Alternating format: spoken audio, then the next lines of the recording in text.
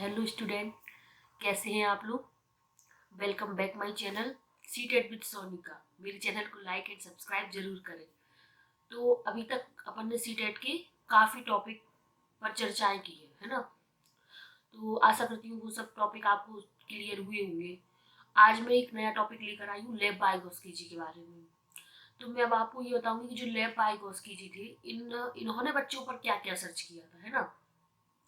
तो सबसे पहले जो बायोगॉस्की जी थे उनका मानना ये था कि बच्चा सबसे ज्यादा है वो समाज में रहकर चीजें सीखता है ना। उनका आर्टिकल यही था, सांस्कृतिक सामाजिक परिपेक्ष, है ना। मतलब अप्रोच जो सामाजिक और सांस्कृतिक की ने बात की है कि बच्चा समाज में अपनी समाज में रहकर चीजें सीखता है और अपनी संस्कृति से चीजें सीखता है ना, कल्चर से। तो जो बायोगॉस्की जी थे इन्होंने जो ग्रुप लर्निंग होती है ना उसके बारे में कहा कि बच्चा ग्रुप में रहकर ज़्यादा चीज़ें सीखेगा, है समूह में रहेगा तो उस ज्ञान मतलब ज़्यादा सर्जन करेगा। उन्होंने बच्चों को बोला कि बच्चे ज्ञान का सर्जन करते हैं, है ना। मतलब बच्चे खुद ही ज्ञान का निर्माण करते हैं समाज में रहकर। उनका मानना ये था कि समाज के बिना बच्चों का विकास ही संभव नहीं है। अगर बच्चे चार लोगों में नहीं रह रहा है, समाज के बीच में नहीं रह रहा है, तो उसका डेवलपमेंट कहीं ना कहीं कम रहेगा, है ना। मतलब जो उसकी सोचने समझने की चीजें थी वो सीमित होकर रह जाएंगी। तो जरूरी है कि बच्चे को मतलब सामाजिक या फिर ग्रुप लर्निंग दी जाए। और कहीं ना कहीं ये बात सही है। मतलब बच्चे जितना अपन से जैसे बड़े लोगों के साथ रहते हैं या फिर चार लोगों में और बच्चा रहता है तो वो कुछ नया सीख कर घर आता है ना। हमने भी देखा है कि बच्चा बाहर जाता है तो कुछ ना कुछ नया सीख कर आता है। तो उनका मानना यही था। अब अब बात करेंगे कि और जो वो थे लेव बायोगॉस्की जी, वो सबसे पहले तो वो रूसी वैज्ञानिक थे, है ना, रूस के थे वो।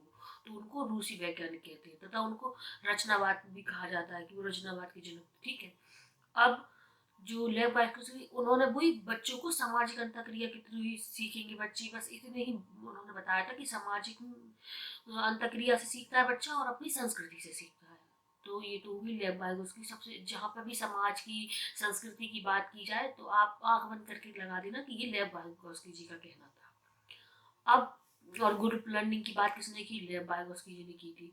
और लेव बायोगॉस्की ने जो अपना भाषा है उसको भी एक यंत्र बताया कि भाषा लैंग्वेज टूल की तरह काम करती है। यदि व्यक्ति को एक दूसरे की भाषा समझ में नहीं आएगी तो वो अपनी बातें ही नहीं कर पाएगा ना।